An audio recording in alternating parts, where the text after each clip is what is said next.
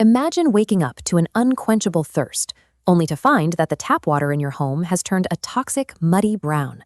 This chart shows the Kospi Index, the backbone of South Korea's semiconductor market, taking a vertical plunge into the red.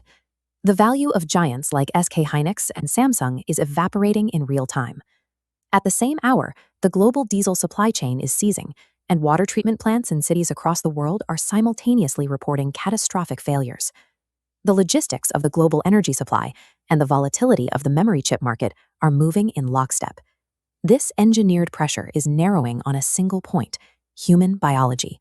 The schematics for this pressure are already part of the public record, hidden in plain sight within the global patent lattice. Chinese patent CN1122022919A defines the delivery mechanism.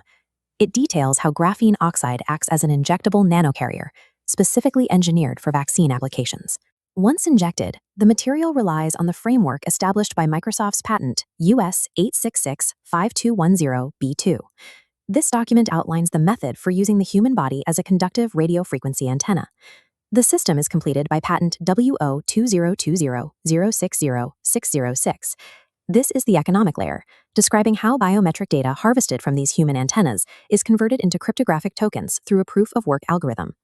These three filings represent a fully integrated mechanism. It is a system designed to deliver a payload, use the body for broadcasting, and extract data for financial value. The functionality of this system depends on the specific material science of the injected payload, graphene oxide.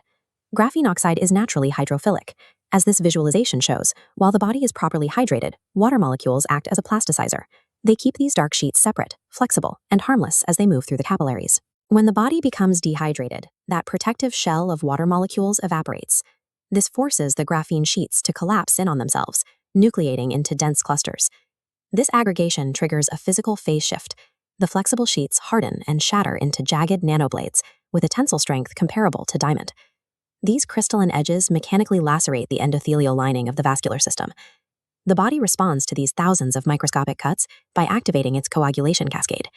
This leads to systemic blood clotting, organ failure, and death within a 48 to 72-hour window. This lethal sequence follows the predictable laws of material science. It is a mechanical reaction that begins the moment hydration levels drop below a critical threshold. Executing this biological reaction on a global scale requires the simultaneous failure of every single municipal water system. The disruption begins thousands of miles away at global maritime choke points. By cutting off a passage like the Strait of Hormuz, the global diesel supply experiences an immediate and unrecoverable collapse. Because diesel powers the national freight network, movement of all essential goods stops. Trucks cannot leave the terminals, and delivery of industrial supplies freezes. This disruption halts delivery of vital water treatment chemicals. The supply of chlorine and coagulants, required to make municipal water safe to drink, never reaches cities. Without these chemicals, water treatment facilities stop pumping. Taps in millions of homes go dry, or begin delivering toxic, untreated water that is impossible to safely consume. This logistical sequence ensures a mass dehydration event across the entire population. It achieves the effects of a total siege through the collapse of basic infrastructure. The collapse of global shipping lanes is the physical mechanism that triggers the microbiology. As the fuel stops moving, the water stops flowing, and the crystallization process begins inside the human body. The 48 to 72-hour window from the loss of water to organ failure is designed to ensure the population succumbs faster than any collective resistance can be organized. Surviving this mechanism requires maintaining optimal hydration to keep the graphene sheets dispersed.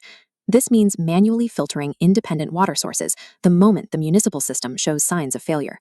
Protecting your biological sovereignty requires a total break from centralized infrastructure. Share these schematics, secure your own water, and prepare your community before the cascade completes.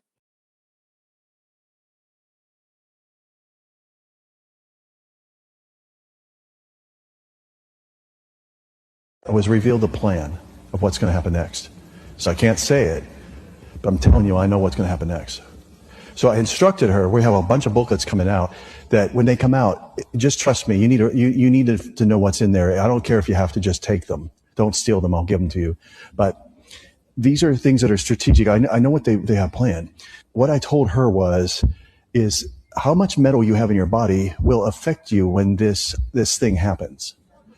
It has to do with frequency.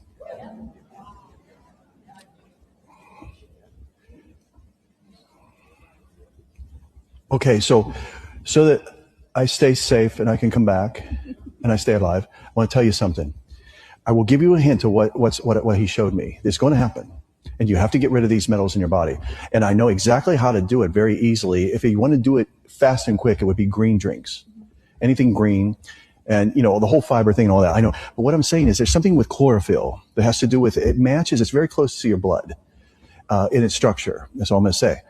Okay. So you have to have a carrier that will grab things and take them out of your body. Okay. That's why I wanted her to speak to you about this. So if you want to know what's going to happen, and it could happen tomorrow, it could happen, but they're going to say it's something else. You're going to have to do your own thinking about this. I don't want to get in trouble, but just stick a piece of foil in a microwave and picture that in your body.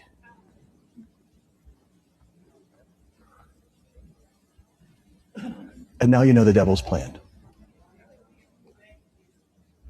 Because you can't see a microwave, but you can see the results of it when it's present. And you know to not put foil in the microwave because you just do it once, and then you have a fireworks show that the neighbors talk about coming from your microwave. Are you listening to me? Because frequencies affect different things, and if something is coming that is intentional, if it hits something that stops it, then it starts to heat up because of resistance. If it can't flow through you, then it starts to cook. And that's what I saw. It's pending. They're going to say it's something else.